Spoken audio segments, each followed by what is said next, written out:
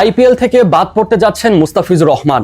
IPL 2026 মৌসুমের আগে Kolkata night রাইডার্সকে বড় সিদ্ধান্ত নিতে বাধ্য করেছে বিসিসিআই। বোর্ড সরাসরি নির্দেশ দিয়েছে বাংলাদেশি ফাস্ট বোলার মুস্তাফিজুর রহমানকে স্কোয়াড থেকে মুক্ত করতে হবে। একই সঙ্গে কেকেআর চাইলে একজন বিকল্প খেলোয়াড় নেওয়ারও অনুমতি দেওয়া হবে তাদেরকে। বিসিসিআই সচিব দেবজিৎ সাইকিয়া ইন্ডিয়া টুডেকে এই বিষয়টি নিশ্চিত করেছেন।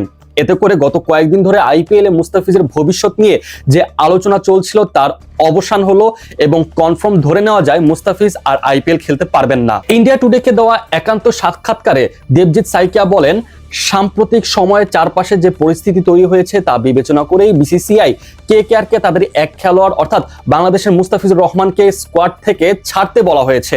এর সাথে তিনি আরো যোগ করে বলেন, আমরা ফ্র্যাঞ্চাইজিকে জানিয়েছি প্রয়োজনে তারা একজন বিকল্প খেলোয়াড় নিতে পারবে। মুস্তাফিজকে নিয়ে বিতর্ক আরো তীব্র হয় যখন বিজেপি নেতা কৌস্তব বাগচি প্রকাশ্যে কলকাতায় আইপিএল ম্যাচে বাংলাদেশি খেলোয়াড়দের অংশগ্রহণের বিরোধিতা করেন। এরপর বিভিন্ন মহল থেকে সরাসরি সমালোচনা শুরু হয়। এমনকি এই সাইনিং এর পক্ষে থাকার জন্য কেকেআর এর সহ মালিক শাহরুখ খানকেও আক্রোশের মুখে পড়তে হয়। এদিকে বিসিসিআই এই ব্যাপারে প্রকাশ্যে রাজনৈতিক বিষয় নিয়ে কিছু না বললেও সাইকিয়ার বক্তব্যে স্পষ্ট যে সামগ্রিক পরিস্থিতি বিবেচনা করেই এই সিদ্ধান্ত নেওয়া হয়েছে। আইপিএল 2026 শুরুর আগে যেন নতুন করে কোনো ঝামেলা তৈরি না হয় সেই লক্ষ্যে এই সিদ্ধান্তটাকে প্রতিরোধমূলক পদক্ষেপ হিসেবেই দেখা হচ্ছে। ক্রিকেটের দিক থেকে দেখলে এই সিদ্ধান্ত কেকেআর এর বিদেশি পেস আক্রমণে একটা বড় শূন্যতা তৈরি করবে। মুস্তাফিজ তার কাটার ও বৈচিত্র্যপূর্ণ বোলিং এর জন্য পরিচিত, বিশেষ করে ধীরগতির উইকেটে তিনি কার্যকর হতে পারতেন। তবে বোর্ড কেকেআরকে আশ্বস্ত করেছে তারা চাইলে দ্রুতই একজন বিকল্প বিদেশি পেসার দলে নিতে পারবে।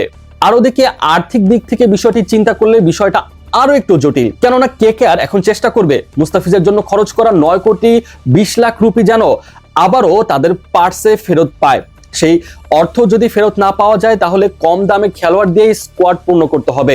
বিকল্প নেওয়ার অনুমতি দেওয়া হলেও টাকা ফেরত দেওয়া হবে কিনা সেই বিষয়ে এখনো বিসিসিআই এর পক্ষ থেকে সুস্পষ্ট কিছু জানা যায়নি। বলে রাখা ভালো, 2025 সালের ডিসেম্বরে অনুষ্ঠিত আইপিএল 2026 মিনি নিলামে কেকেআর 9 কোটি 20 লাখ রুপিতে মুস্তাফিজকে দলে নেয়। এই সাইনিং তখনই আলোচনায় আসে, কিন্তু নিলামের পরপরই বিষয়টি নিয়ে বিতর্ক শুরু হয়। রাজনৈতিক মহলের একটি অংশ এবং কয়েকটি ধর্মীয় সংগঠন এই সিদ্ধান্তের বিরোধিতা করে। সময়ের সঙ্গে সঙ্গে সেই চাপটা আরো বাড়তে থাকে আর ফাইনালি এই পর্যায়ে এসে সিদ্ধান্ত নেওয়া হয় মুস্তাফিজকে আর আইপিএল খেলানো হবে না। দর্শক, মুস্তাফিজ যে আইপিএল খেলতে পারবে না এই ব্যাপারে আপনার মন্তব্য কি? কমেন্ট করে অবশ্যই জানিয়ে দিবেন।